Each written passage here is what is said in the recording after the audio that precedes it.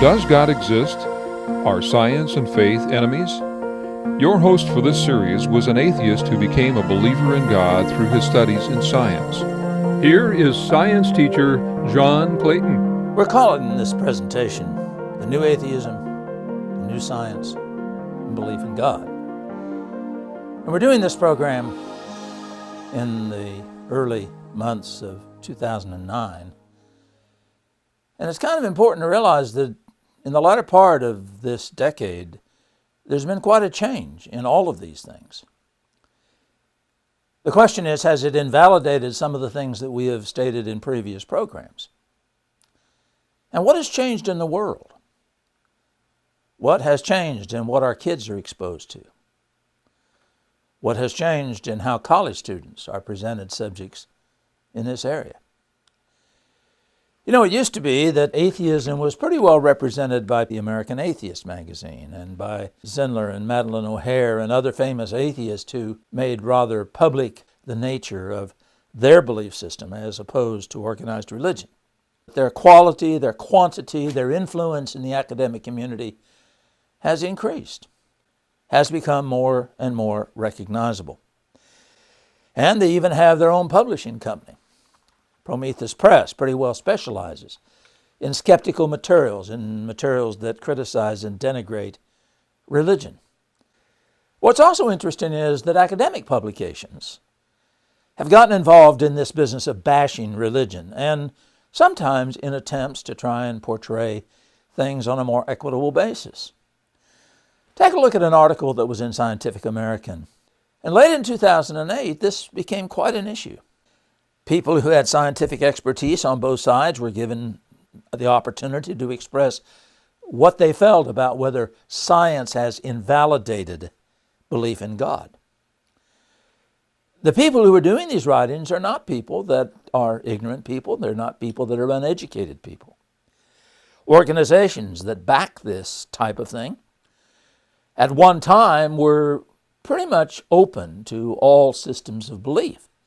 The American Humanist Association, for example, basically extolled the concept of humanism, and Jesus Christ was a humanist, but he wasn't a secular humanist. And what has happened is that secular humanism has pretty well dominated the American Humanist Association. So take a look at one of their recent fundraising brochures. Notice, don't believe in God, you're not alone. Well, you see, what's being said here is that the basic position of the American Humanist Association has to be atheism. And so that Scientific American headline that we talked about, has science invalidated belief in God, their position would be, well, of course.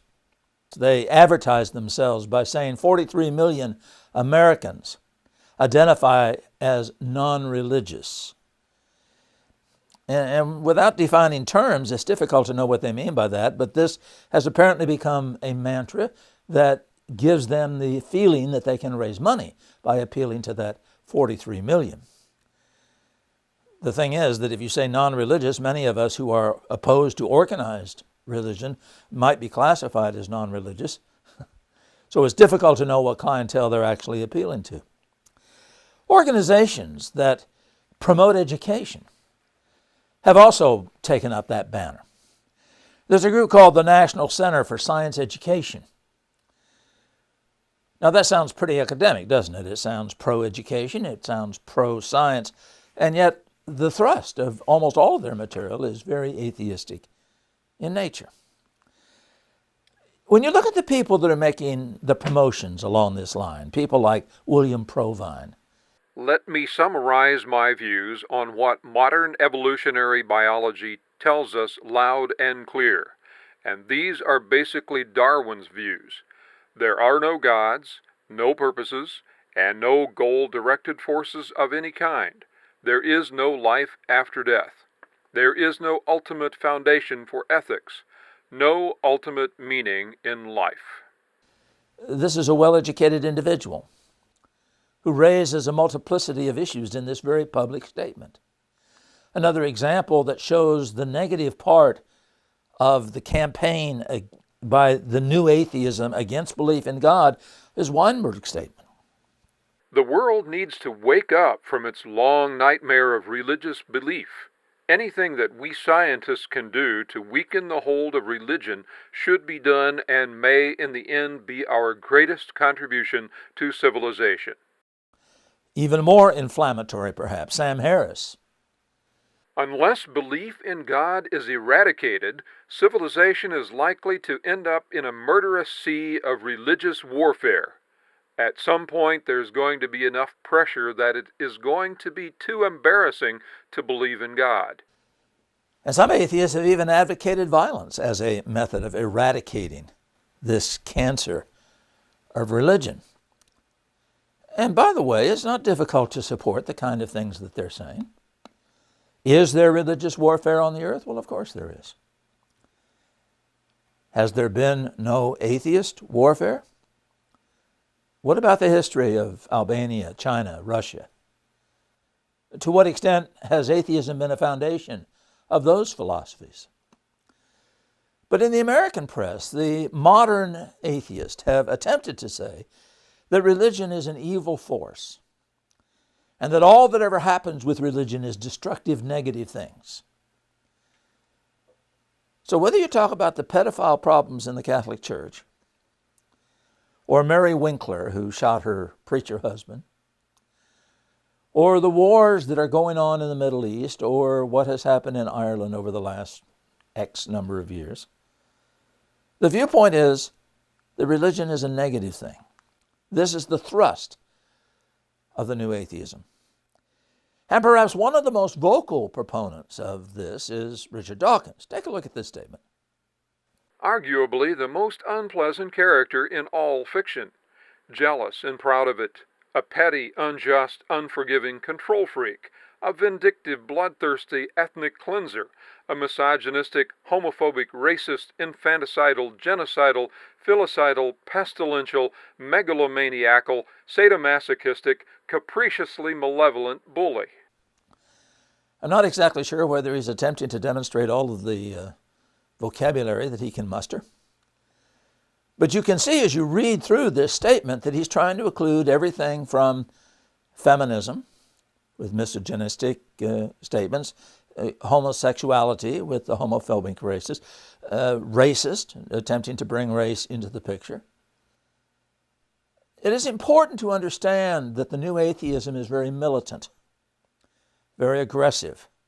And there have been enormous numbers of books, some of which have made the bestseller list. Some of these books have been very, very strong, very, very powerful books, written by people who have great academic recognition in the academic community.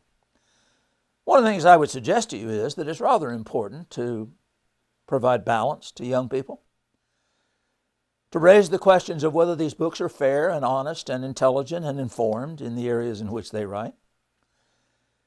The classic example, perhaps, is Richard Dawkins, whose statement we looked at a moment ago. There's a wonderful book written by Alistair McGrath titled The Dawkins Delusion, which points out the difficulties involved in Richard Dawkins' statements. And as a matter of fact, it's interesting, in one of the comments that is made by people who are endorsing or promoting the book is a statement that is made by a very well-known atheist in America, a philosopher named Roos, who said that Dawkins' material made him embarrassed to be an atheist. It's also interesting that many times atheists will promote inaccurate historical statements, and Dawkins is guilty of this, to try and make religion look bad. A classic example of that is Hector Avellas, and a statement, Hitler was a creationist who used biblical and theological rationales in his policies. Now somebody can say, well, where in the world does he get that? Well, he gives a quote, which incidentally is a correct quote, of something Adolf Hitler said. And as you read through this, my feelings as a Christian, so he's indicating he's a Christian, point me to my Lord and Savior as a fighter. How terrific was his fight for the world against Jewish poison. Today, after 2,000 years, with deepest emotion, I recognize more profoundly than ever before that it was for this that he had shed his blood upon the cross. Some of you who are believers in God and who know anything about the Bible and anything about Jesus Christ We'll say, well, that's absolutely ludicrous. Well, the point is that atheists have pulled statements like this and have used them as an indication that this is the result of religion. So the new atheism is aggressive. It is raising questions. It is developing many problems for young people who frequently don't have the tools or the background to try and understand the difficulties involved in some of the things that are being presented. Another interesting perspective of this that is brought up again by the Scientific American article that we talked about is the idea that the new science has contributed to the position of atheism and that it is something that makes belief in God obsolete. Quantum mechanics. Quantum mechanics takes us into areas that suggest that the laws of physics as we teach them in high school don't always work. That in fact, some of the most fundamental principles of physics don't seem to work. Can a particle be two places at once? Does everything have to have a cause? Questions that deal fundamentally with the kind of things that we developed in our very first presentation on the cosmos. Cloning. Is it something we should do? Is it something that can benefit mankind? What about cloning a human being? Would a cloned human being be an android type of thing, or would that being have a soul? Interesting religious implications, which leads to the question of whether the soul is something that is purely a function of the human brain. Is there a part of the human brain that causes people to be religious, causes people to believe in a supreme being, into looking to a power beyond themselves? So is everything that involves itself with faith in God something mechanically and biologically driven by our brains? The human genome. We have now been able to make a pretty much complete blueprint of the human genetic program. Knowing what that program is a part of can give great tools to medicine. Can I know what disease I will eventually get? When a baby is born, can we take a look at his genome and say, okay, when this kid is 22 years old, he's going to develop Parkinson's disease? Or when he is 35 years old, he's going to develop cancer. Can this type of thing be predicted by looking at the genome? And what implications does that have morally for whether a baby should be aborted or whether or not there should be certain medical problems that insurance companies wouldn't cover? And can we prove from the genome that our past is totally an animal past?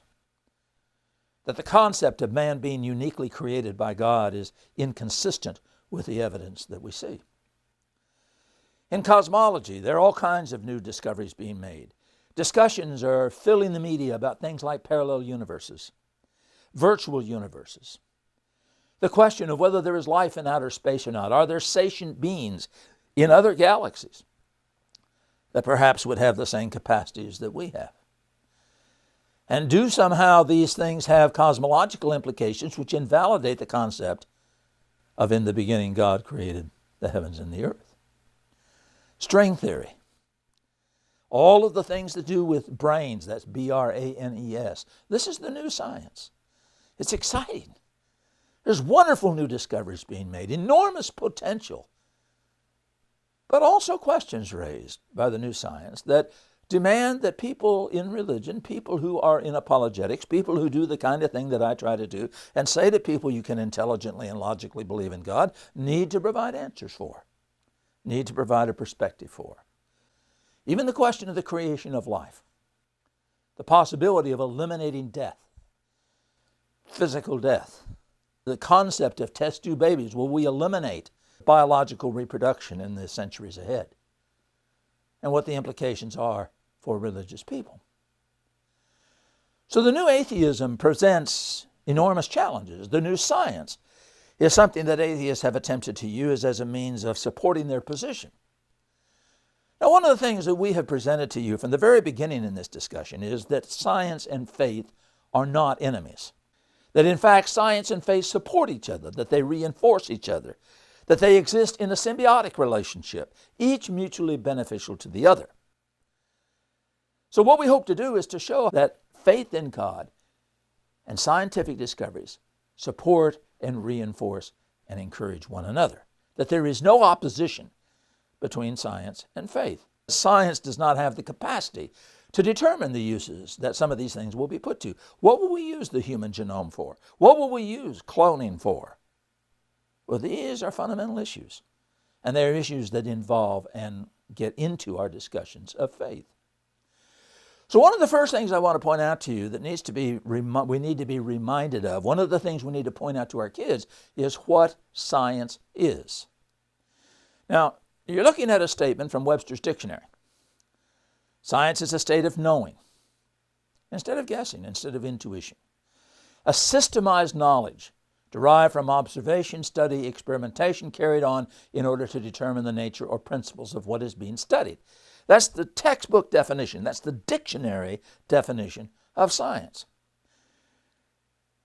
But some things are bad science. And we need to understand and learn how to recognize bad science. The Bible has an interesting passage that talks about this. In 1 Timothy 6, verses 20 and 21, the writer says, Timothy, keep that which is committed to you by avoiding profane and vain babblings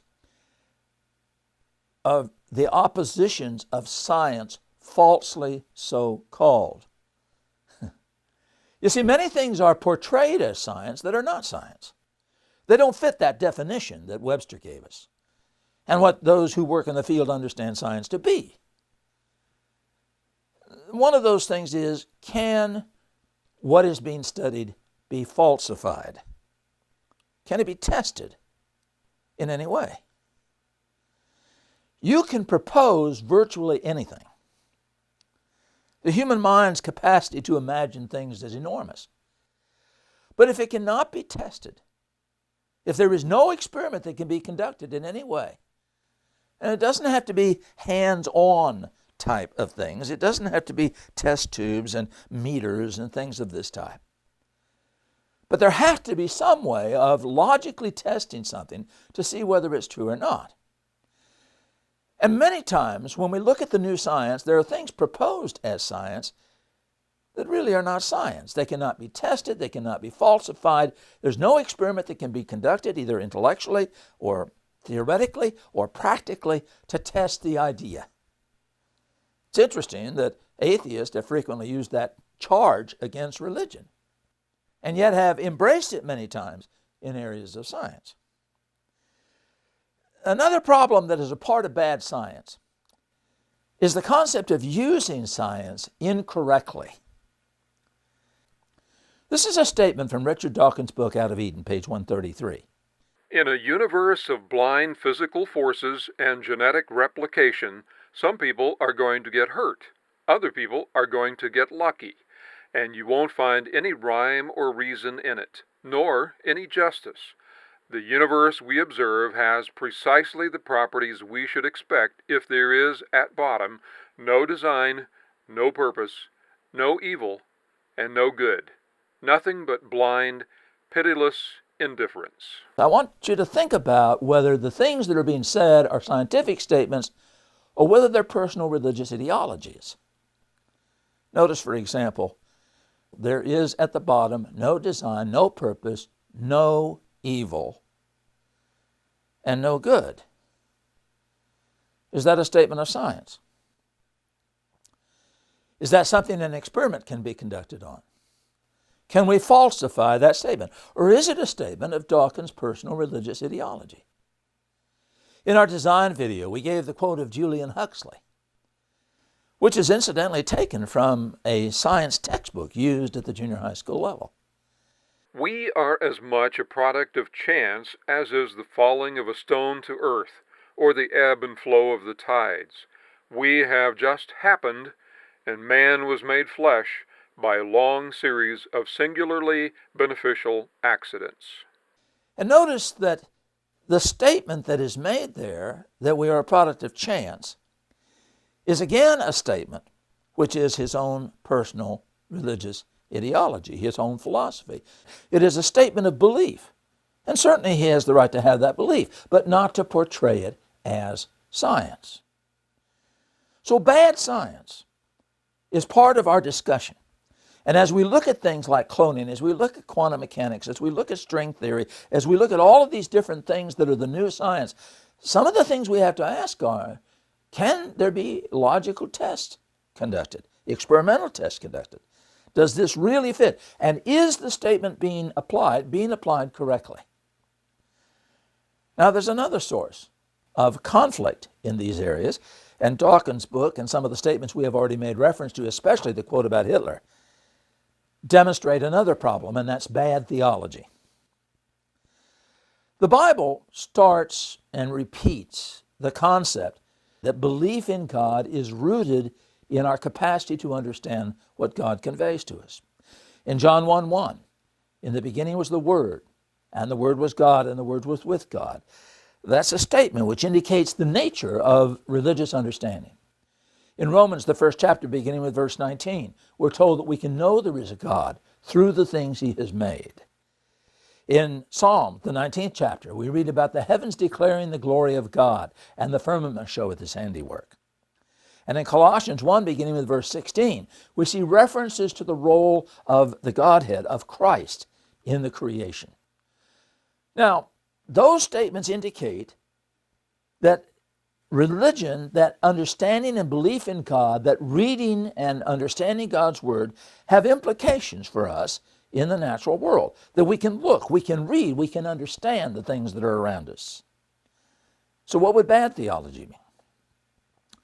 Well, one example of bad theology would be restricting the methods that God can use to do things. In our discussion of evolution, we've talked about the fact that, for instance, there are 147 different kinds of chickens. And we asked, okay, did God create those 147 kinds of chickens? Well, I think the answer is yes, but not by zapping each one of the 147 kinds of chickens into existence. God's methods many times involve processes that are different than what we ordinarily might expect to see in the creation. What does quantum mechanics tell us? It tells us some of God's ways, methodologies of how things might function that are very different than what we have understood in the past. It's important to understand that questions of time are related to this. How long does God choose to use to do the things that He does? Is everything done like that? Or is it possible that God can use very long periods of time to accomplish His end? This has implications for everything from the second coming to questions about the history of the earth. Restricting how God functions is an example of bad theology.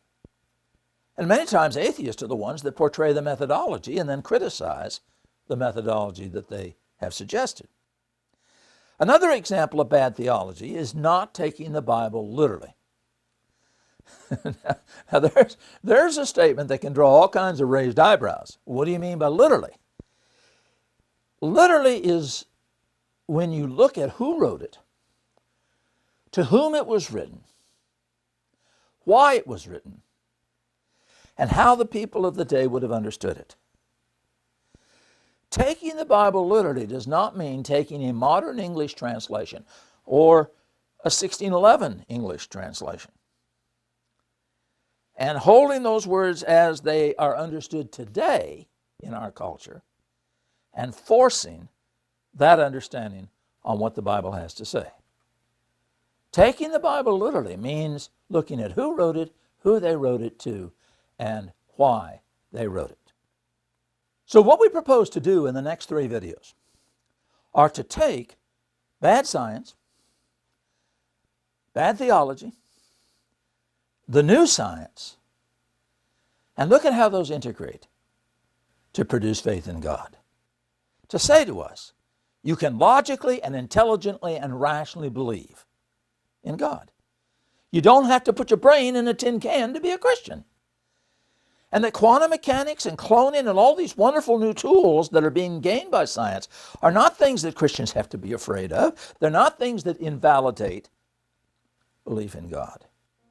And then many people like the ones that we have talked about in this presentation, people like Dawkins and Harris and others, really do not understand what the Bible is saying and have not looked at the possibilities of integrating science and faith in a positive way.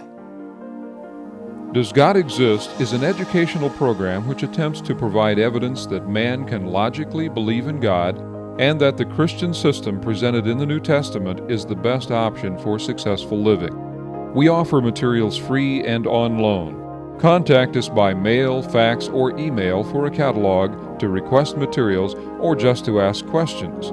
Does God exist may be the most important question you will ever ask.